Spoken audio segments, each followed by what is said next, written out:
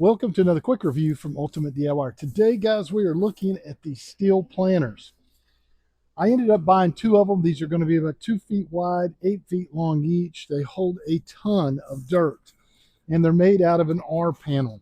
They went together very easy, and I would say quick, but there's a gazillion screws. So if there's any drawback on these at all, it would just be the amount of screws. But they did give wing nuts.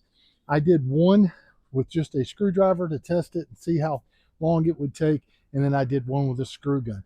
I will highly recommend using the screw gun. You do not even have to have pliers to hold that little wing nut. It will lock itself in place. It's extremely quick.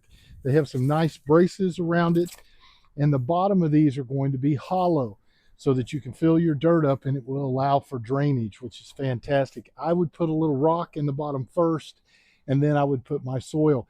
You may want to put rock, regular soil, and then a good potting soil mix on the top. If I was going to rate it on a scale of 1 to 10, I'd have to rate it a 10 because they're very heavy duty. They come in multiple colors so you can match your surroundings to what you want, and they go together relatively easy, except for, like I said, the gazillion screws. So guys, do yourself a favor, pick yourself up one today. I don't think you'll regret it. We'll see you on the next review.